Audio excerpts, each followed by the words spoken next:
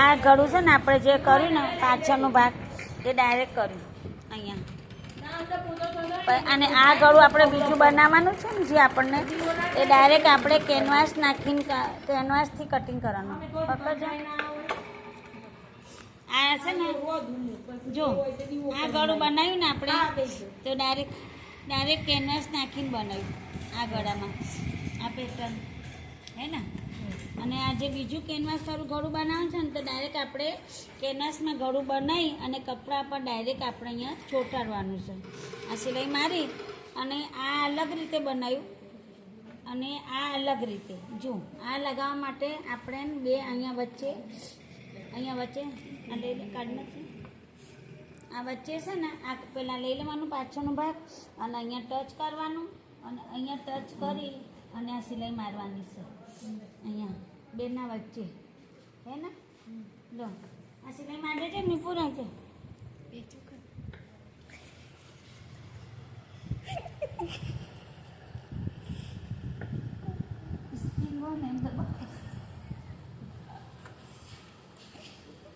બધા છૂટી જશે બધા. જો આ ડાયરેક્ટ આપણે સિલાઈ મારવાની છે પહેલાં કપડા ઉપર કેનવાસ ઉપર પણ આ છે ને કેનવાસ તમે લગાવ્યું ને તો આ બહુ દૂર કરી નાખ્યું. લાકડી મારીને તો આપી તું મને. ચાલુ રાખ બીજી રીતે છે. આ કેનવાસ થોડું આપણને મોટું થઈ ગયું હોય ને તો આપણને શું કરવાનું પહેલાં એને આમ સિલાઈ કરી દેવાની વચ્ચેથી. પહોળાઈ થઈ ગઈ હોય ને આપણને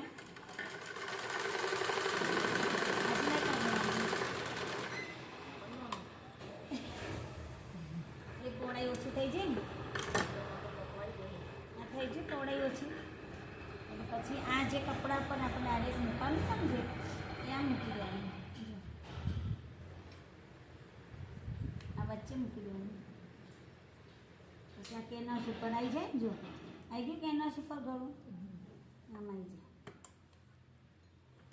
જે ગળું બનાવવાનું ને પહેલાં આપણને તો પહેલાં કેનવાસનું કાપી અને અહીંયા ડાયરેક્ટ લગાવી દેવાનું.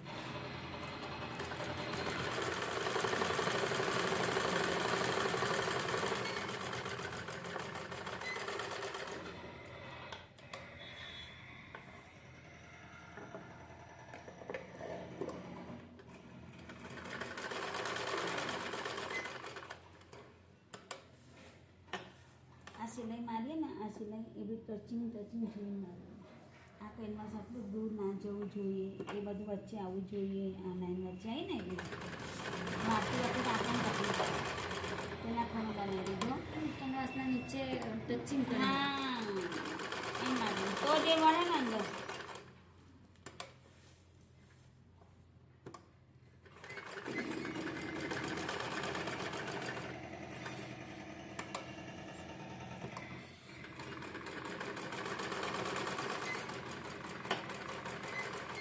જો આપણે જે કશું લેવા જવું પડે આપણે ડાયરેક્ટ અહીંયા જ આવી જ જાય. કેનવાસ આવી ગયું ને.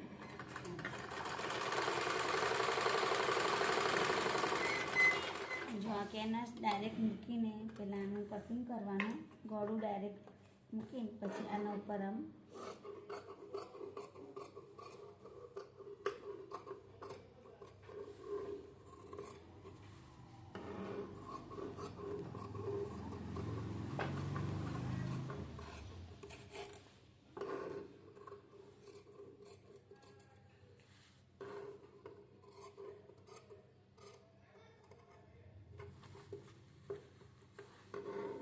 પહોળાઈ ગળું થઈ જાય ને તો એ ચિંતા નહીં.